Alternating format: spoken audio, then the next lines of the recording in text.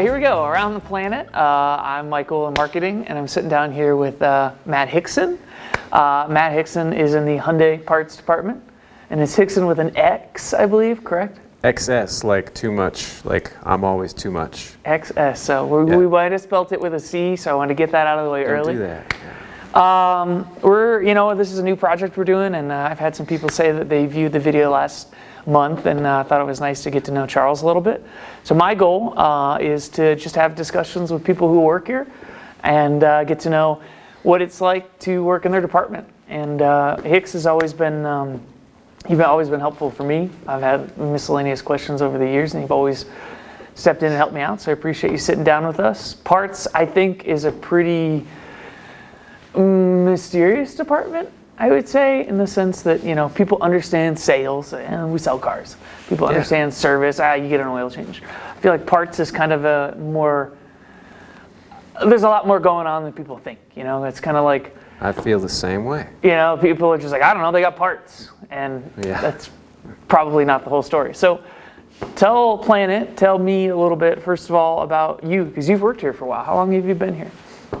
15 years last December. Dang, 15 years. Yeah. Have you always been at the Hyundai store, or has it been a Hyundai thing? No, I started at the Honda store. Tell me about the journey that got you into this chair. I had a friend who was working in parts, and I was working at another dealership, and he goes, well, that place sucks. You need to come work here. They're awesome. And I said, okay. Plus the money was better and shorter commute for me. Nice. So, it was win-win. And then I just came on as a parts driver and eventually worked my way around the departments, and parts has always been my core, I guess. Okay, parts has been your core. Does that mean you've had some roles outside of parts, haven't you? Yeah. At one point I was even the voice of Planet Automotive. Tell me more. Tell me about this. Well, we used to have switchboards, believe it or not, and we had receptionists, and for about 3 or 4 hours a day, that was me towards the end of the day. Other people had other obligations, sure. So can you give us can you go back in time and give us your pickup introductory line on the telephone? No. Thank you for calling. Okay, yeah, thank you for calling Planet Automotive. How can I help you? See, you're a natural. Well, how can I direct your call? Well, I'm looking for service. Sure, Honda or Hyundai. Click, boom. Nailed it. All right, I want to know about parts. One of the things I want to know about is one of the goals with these videos is we want to understand some of the complexity about what it is that the parts department does, what you do. Most of the people who will watch this have no insight as to what comes at you. If I can speak for myself, I know I've been in the back end parts. I know that there's a lot of things there. I think there's a general assumption that it's like, well, you have all the stuff, and people come, service, like technicians come and they get the stuff they need, or customers come in and buy stuff, and that is it. That's all we understand. Give me a little bit of just an explanation of what the day looks like, because I know it's more complicated than that. I know there's way more pieces. Sure, yeah. So kind of just educate us on what a parts day actually looks like. What's going on behind the scenes? So a lot of larger dealerships, this is a family dealership. We're a family, not very large, but sure. We do have a lot of customers. There's no way we could possibly stock every piece for every Honda or Hyundai that's on the road. Sure. So we are kind of broken up into different departments in parts. So you got your wholesale, that's the body shops and the other mechanic shops. They need parts for their customers to fix their cars. Mm-hmm. And then you got your retail, which is anybody that comes up to the counter or calls, hey, I got this car, I'm looking for this part.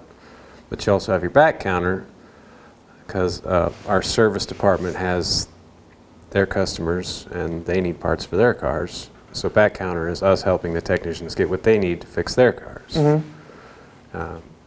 But in a lot of larger dealerships, that's all split up. You got one guy for the back counter, one guy for the front counter, one guy handling phones, one guy doing wholesale. that kind of thing. With us, we all do it. We all do it all. So, How many, like, if you had to speculate, calls are you guys getting a day? Purely speculation. We'll give it a scale. So on a slow day, we may handle per person 20, 30 calls. Okay. On a super busy day, usually like busier seasons during summer or around Christmas, anywhere from 200-300 people a day per department. So what? We're selling a car. We want to put accessories on it. Sure. And we're speaking to anyone. So what would you recommend a salesperson do to alleviate that pressure and reduce friction if there is any for the customer? If the parts might not be here. That's what I try to do, is put myself in the customer's shoes. You know what I mean? Yeah. And should they show up a week later saying, "Hey, I'm supposed to have such and such with this vehicle," Josh and I were having a conversation the other day about sometimes salesmen come down and they're like, "Okay, well, this was promised to the customer, and the only evidence we have is email," which they're really good about. Shout out to Hyundai sales. Anyway, they're really good about it. We'll have email. There's a paper trail for everything, but sometimes there's a customer that comes in and they're like, "Well, I was promised such and such." Sure, like floor mats or just something that we just don't have on hand. Well, we were in the system, and the particular salesman was saying, "Well, you can look at it in the system, right? But we're in parts. We didn't have access to their screen. There's no way to know.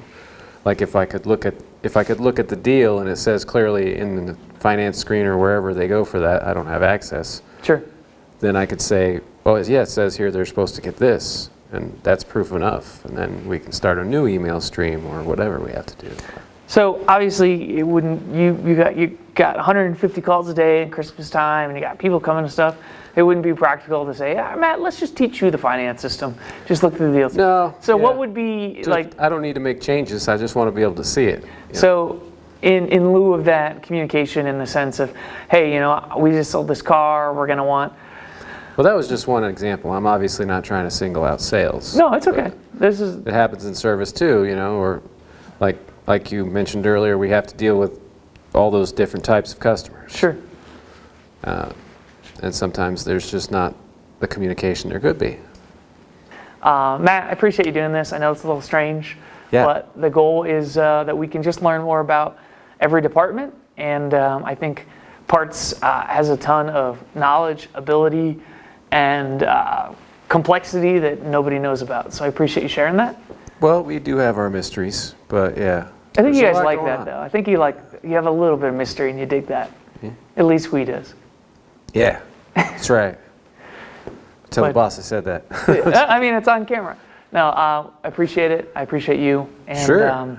If you guys ever need anything from parts, please communicate with them. And honestly, even if it's just out of the blue, if you're in that area, if you would thank them for what they do, it's a relatively thankless role, I assume. And we can't really service cars without having parts. And we can't sell accessories without parts. And both stores are very good at helping customers personalize their cars. So Hicks, appreciate it. Sure. Thank you guys for watching. Hopefully this was educational for you. And we will... We're also happy to discuss any pop culture. Keep going. Animals, sports, the stock market. There's a lot of research. We're like the bartenders of the automotive industry. See, now that is that's the soundbite that Thomas wanted. I got to tell you, he's excited about that. Thanks, man. Appreciate it. No problem. That's it. Thank you. Appreciate you and you guys.